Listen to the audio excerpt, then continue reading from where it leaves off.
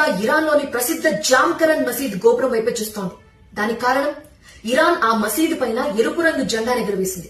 Basic గా ఏ మసీదు పైన మనకి గ్రీన్ కలర్ ఫ్లాగ్ కనిపిస్తుంటుంది. కానీ ఇరాన్ ఆ మసీదు మీద ఎరుపు రంగు జెండాను ఎగురవేసిందంటే దాని అర్థం ప్రతీకారం తీర్చుకుంటామని. దీన్ని రివెంజ్ ఫ్లాగ్ అని కూడా అంటారు. దాని మీద కొన్ని అక్షరాలు కనిపిస్తాయి, యాలాలా అల్ హుస్సేన్ అని. దాని గురించి మళ్ళీ చెప్తాను. Iran supreme leader Khamenei Israel America దాడుల్లో చనిపోయిన తర్వాత ఈ మసీద్ మీద రెడ్ ఫ్లాగ్ ని ఎగురవేసింది ఇరాన్. తమ నాయకుడి రక్తానికి ప్రతీకారం తీర్చుకునేంత వరకు జెండాని దింపబోమని ఇరాన్ ప్రపంచానికి చెప్తోంది. అందుకనే ఇంత టెన్షన్స్ క్రియేట్ అయ్యాయి. మీరు గమనిస్తే యుద్ధం మొదలైనప్పుడు ట్రంప్ ఏం చెప్పారు, కొన్ని రోజుల పాటు కొనసాగుతుంది అన్నారు. కానీ ఇప్పుడు 4-5 వారాలు కంటిన్యూ అవుతుంది అంటున్నారు. యుద్ధం ఎక్స్టెండ్ అయింది. దాని అర్థం రెడ్ ఫ్లాగ్ ని ఎగురవేసిన తర్వాత ఇరాన్ ప్రతీకార దాడులు ఏ విధంగా ఉన్నాయో మీరు అర్థం చేసుకోవచ్చు. రెడ్ ఫ్లాగ్ కి చాలా పెద్ద చరిత్ర ఉంది. ఇదే ఫస్ట్ టైం కాదు ఈ రివెంజ్ ఫ్లాగ్ ని ఎగురవేయటం. మరి అప్పుడు ప్రతీకారం ఎలా తీర్చుకుందో తెలుసా?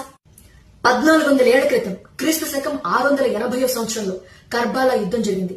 యజీద్ సైన్యం మహమ్మద్ ప్రవక్త మనవడైన ఇమాం హుస్సేన్ ని అత్యంత క్రూరంగా హతమార్చింది. అప్పుడే యాలాలా అల్ హుస్సేన్ అనే పెద్ద తిరుగుబాటు వచ్చింది. అప్పుడే ఈ జెండా పుట్టింది. ఆ జెండా మీదే ఈ అక్షరాలు కనిపిస్తుంటాయి, హుస్సేన్ రక్తానికి ప్రతీకారం తీర్చుకుంటాము అని.